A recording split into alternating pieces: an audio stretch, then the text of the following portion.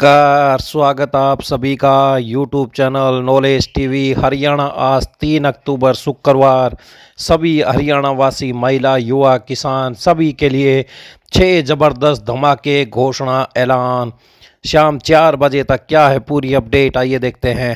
हरियाणा की हर छोटी से बड़ी योजना, घोषणा, आदेश, निर्णय, मौसम, सभी की जानकारी सबसे पहले सबसे सटीक आपको यहाँ पर मिलती है, तो चैनल को सब्सक्राइब भी जरूर कर लें। तो चलिए देखते हैं हरियाणा वासियों के लिए 6 बड़ी खबरें, घोषणा, ऐलान। पहली बड़ी खबर, मौसम विभाग ने आगामी दिनों के लिए विशेष चेतावनी जारी की है। विभागानुसार 5 से 7 अक्टूबर के बीच प्रदेश के अधिकांश हिस्सों में गरज चमक के साथ तेज हवाएं चल सकती हैं। साथ ही भारी से अति भारी बारिश और कुछ स्थानों पर ओलावृष्टि भी हो सकती है। 6 अक्टूबर को 40 से 50 किलोमीटर प्रति घंटे की रफ्तार से तेज हवाएं चल सकती हैं। मौसम वैज्ञानिकों का अनुमान है कि 20 अक्टूबर यानी दिवाली के आसपास ठंड का एहसास हो सकता है। 6 को ओलावृष्टि। मौसम विभाग के अनुसार 4 अक्टूबर को पश्चिमी विक्षोभ सक्रिय होगा और इसका असर अगले 3 दिनों तक होगा।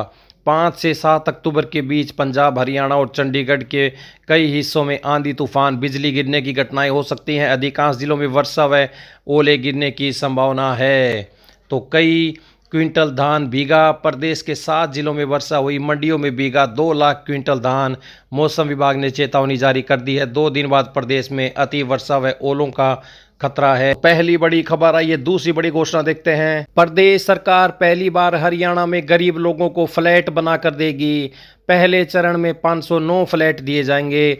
इनके लिए 8 अक्टूबर को ड्रा होगा। यह ड्रॉ ऑनलाइन किया जाएगा। इसके लिए सोनीपत के 5 डेवलपर ने 509 फ्लैट ऑफर किए हैं। इन सभी में गरीबों को 17 अक्टूबर को फ्लैट मिल सकते हैं। सूत्रों का कहना है कि अभी तारीख तय होना बाकी है। सोनीपत के अलावा गुरुग्राम, फरीदाबाद, झज्जर, पलवल, पानीपत, रेवाड़ी और रोहतक के भी सर्वे किया जा रहा है। यहाँ की डेवलपर ने करीब 6500 फ्लैट ऑफर किए हैं।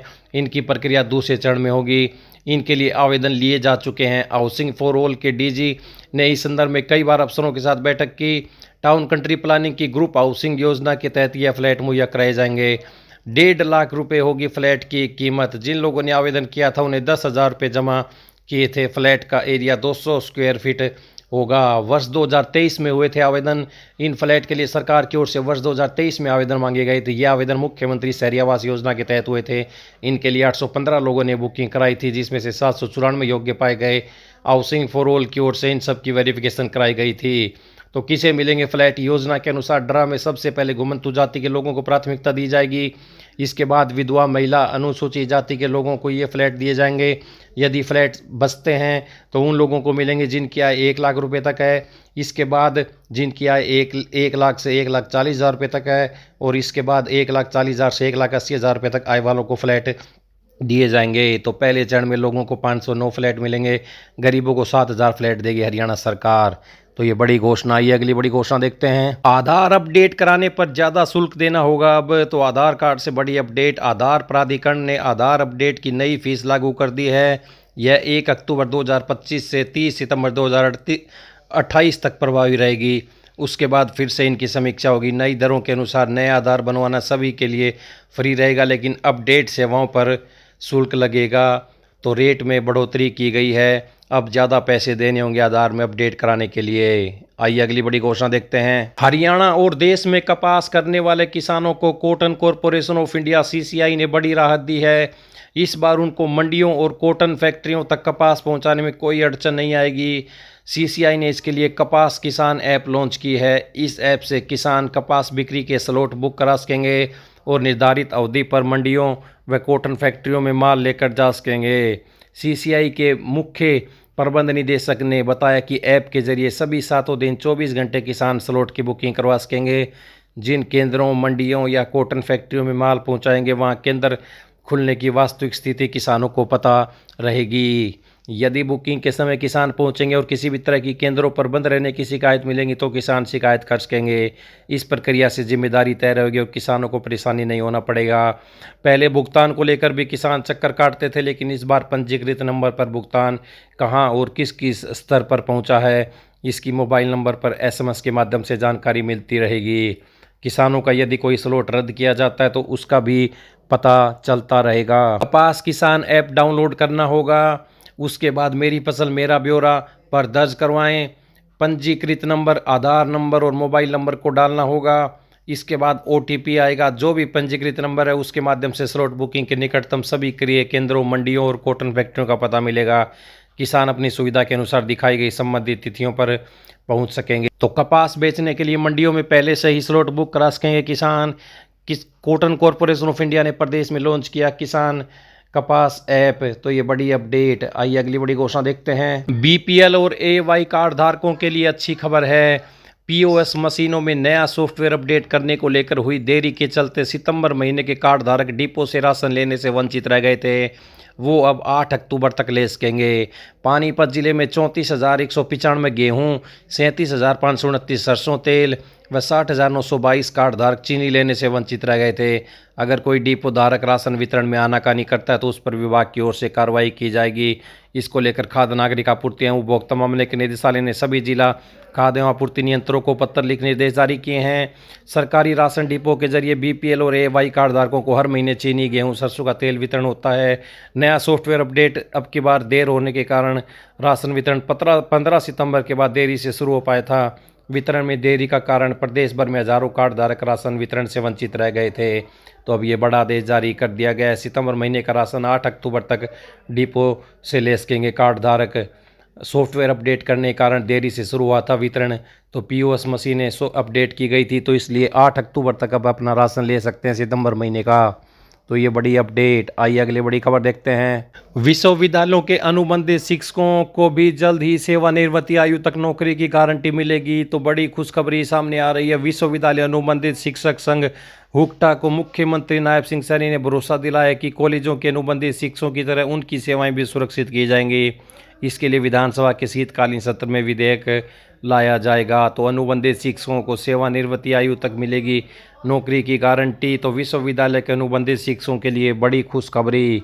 आइए अगली बड़ी खबर देखते हैं। जिले के राजकीय विद्यालयों के विद्यार्थियों के अब रोडवेज बस पास बनेंगे। अब तक केवल कॉलेज के विद्यार्थियों को ही हरियाणा रोडवेज की ओर से बस पास की सुविधा दी जाती थी, लेकिन अब यह सुविधा PM श्री और मॉडल स्कूलों में पढ़ने वाले बच्चों को भी मिलने जा रही है। शिक्षा विभाग के इस निर्णय से जिले के हजारों विद्यार्थियों को सीधा लाभ मिलेगा। सिरसा जिले में 14 PM श्री और 8 मॉडल स्कूल संचालित हो रहे हैं। योजना के अनुसार प्रत्येक खंड में 2 PM श्री और 1 मॉडल स्कूल बनाए गए हैं। वहीं चोपटा खंड में खासतौर पर 2 मॉडल स्कूल चल रहे हैं। इन स्कूलों में दूर दराज एरिया से प्रतिदिन बड़ी संख्या में बच्चे आते हैं। तो 6ठी से 8वीं तक के बच्चों को सुविधा। योजना के तहत विशेष रूप से 6ठी से 8वीं तक के विद्यार्थियों को बस पास जारी किए जाएंगे। अब तक स्कूली बच्चों को यह सुविधा नहीं दी जाती थी और केवल कॉलेज स्तर के छात्र ही इसका लाभ उठा पाते थे। विभाग का मानना है कि इस निर्णय से बच्चों की स्कूल में आने जाने की समस्या दूर होगी। तो वहीं विद्यार्थियों को आर्थिक सहायता भी मिलेगी। ग्रामीण इलाकों से आने वाले बच्चों के लिए यह योजना किसी वरदान से कम नहीं होगी। तो इस प्रकार बनाए जाएंगे बस पास। शिक्षा विभाग ने इसके लिए एक विशेष फार्म तैयार किया है। विद्यार्थियों को यह फार्म भरकर अपने स्कूल हेड से साइन कराने होंगे।